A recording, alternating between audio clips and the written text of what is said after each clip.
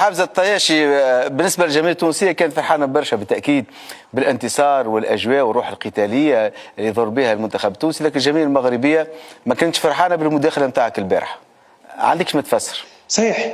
صحيح هو اللي نحب ناكده قبل كل شيء عادل، واللي نحب نقوله انه راهو ما كانت فما حتى خلفيه سيئه ولا سلبيه وراء الكلام اللي قلته، ويمكن كان فما سوء فهم للكلام اللي قلته. ان التصريح اللي قلته البارح واللي تكلمته البارح كان وليد اللحظه، معناتها اعطيت معطى بتدر في اللحظه هذيك. احنا تعرف بطبيعه عملنا يا عادل انه نقوموا بعديد التقارير في الحصه في اليوم الواحد، ونقوموا بزوز وثلاثه تقارير. شفتوا البارح بخلاف التقرير الاول اللي كان قبل المباراه، التقرير الثاني كان بعد المباراه. كنا تحدثنا على الاجواء الطيبه في الملعب الاولمبي في الرباط، الملعب والامتياز الكبير اللي كان فيه. حكيت زاده على الحفاوه الكبيره للشعب المغربي ووقفته مع الشعب التونسي. حكيت زاده وخذيت المواطن المغربي وتذكروا المشجع المغربي اللي كان موجود في المدارج، وكنت وقفته بالذمه وحكينا معه وشكرناه، قلنا له ميرسي بوكو على وقفتكم معنا وحضوركم معنا بعد يد غفيره البارح في الملعب الاولمبي بالرباط. معناتها كان فما نيه سيئه ورا كلامي، ولا فما نيه سيئه كما شفت اليوم في بعض التاويلات الكلام اللي قلته. صراحه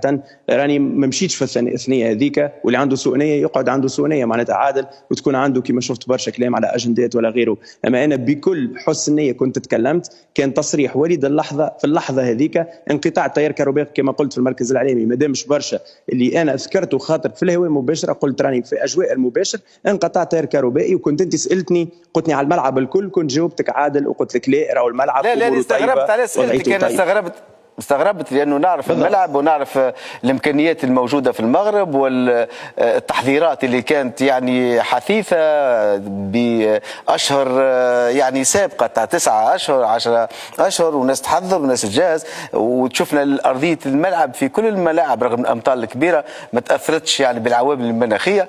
اول حاجه صدمتنا هو كحكايه الضوء، دونك على ذاك تسالنا واستغربنا في نهايه الامر، كانت شبه صدمه. على كل حال حتى وان اخطات التقييم تعتذر عن سوء الفهم صح التعبير، والنية معناها طيبه، وما فما حتى حاجه تدعو الى التاويل وتهويل الامور، حتى نغلق القوس بسرعه ونهتم بما هو بالضبط اهم في علاقه بهذه الدوره المتميزه على جميع المستويات، مثل ما اتينا على ذلك في اكثر من مناسبه واكدنا هذا مره اخرى في سهره اليوم.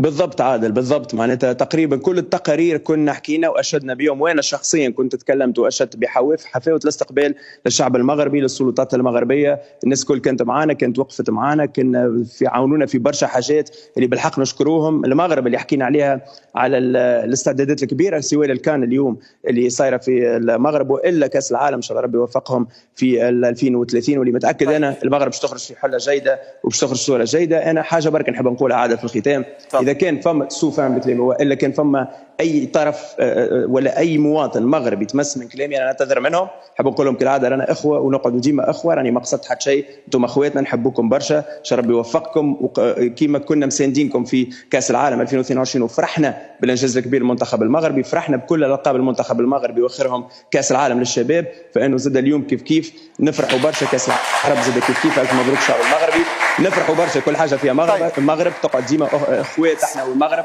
وراهو ذا لا يفسد الوطنيه. حاجه برك نحب نقولها عادل نختم بها هذه المساج نختم بها.